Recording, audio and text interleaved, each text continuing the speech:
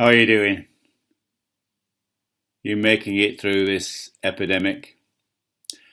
I'm still reading my Bible and having a great time, and I'm glad to be able to share it with you. Let me read what I've been reading lately. On one occasion, an expert in the law stood up to test Jesus. "Teacher," he asked, "what must I do to inherit eternal life?" "What is written in the law?" he replied. "How do you read it?"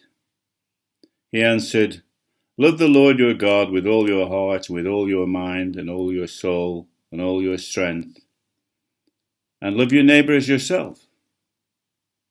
"You've answered correctly," Jesus replied.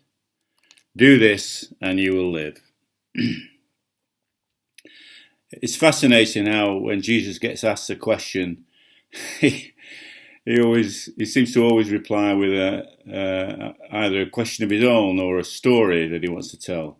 You've got to be interested in hanging out with Jesus, haven't you? Really, I mean, he's always better than pretty cool. So this expert in the law comes along and wants to test Jesus' knowledge of the law. He knows a lot about the law, but he's interested in finding out if he knows as much as him, and he's certainly interested in exhibiting how much he knows. So he asks this question: "What must I do to inherit eternal life?" Now, having done some research, a little bit anyway, of eternal life and what was believed and so on, there's no clear-cut view of what people actually believe. There's lots of strands and flavours and ideas and all the rest of it, but there's not one single consolidated view.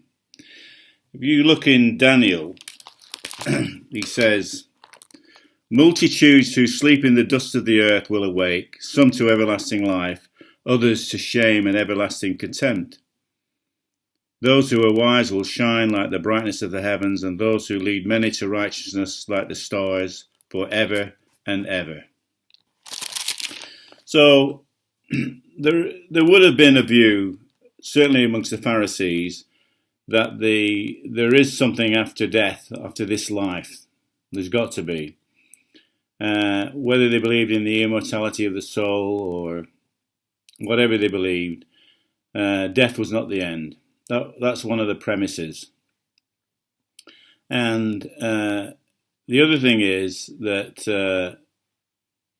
there was a belief that righteousness had a part to play in inheriting eternal life.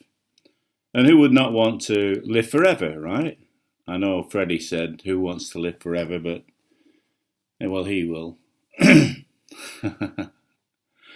So, it's a valid question in one sense, but it's a stupid question in another, because, I mean, what can you do to inherit anything? Nothing. You can't do anything. I mean, you know, it's not your choice. It's the benefactor's choice.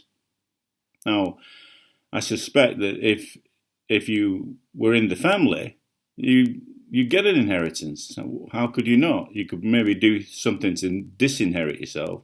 So this guy believes that there's something after death. He wants to enjoy it, and he wants to know what is his part.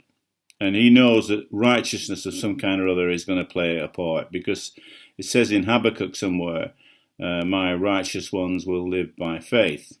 So there's an equivalence there between what we do and what happens to us.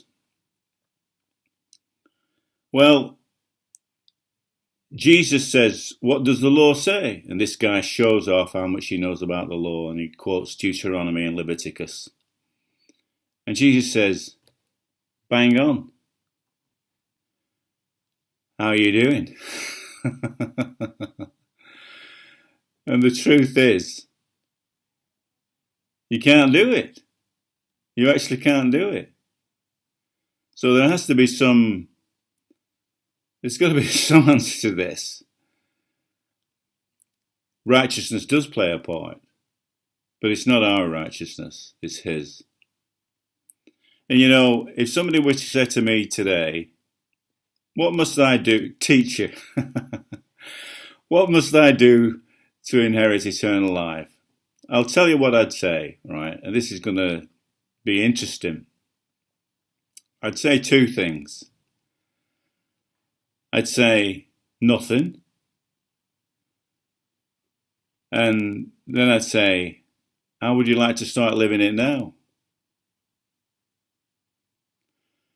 Now that should get their attention a little bit, you know, because if people have to do nothing to get eternal life, they're going to think, well, this is a breeze. But they've got to answer my question now, and that is, how would you like to start now?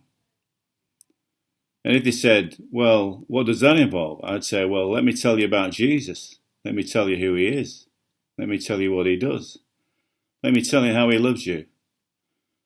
Let me tell you what great plans he has for you. Let me tell you why the answer to my first question was nothing, because he's done it all. It's his righteousness.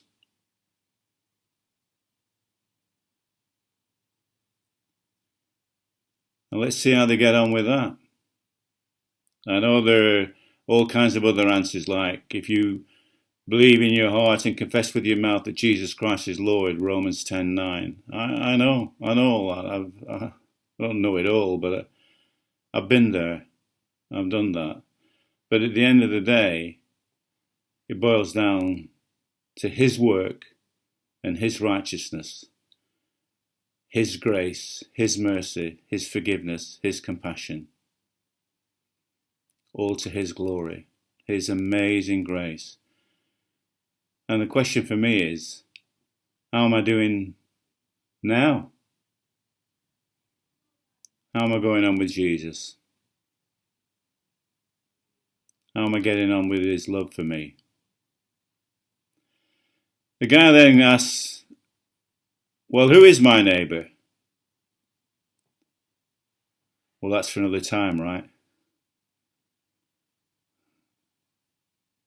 Clean hands, open hearts.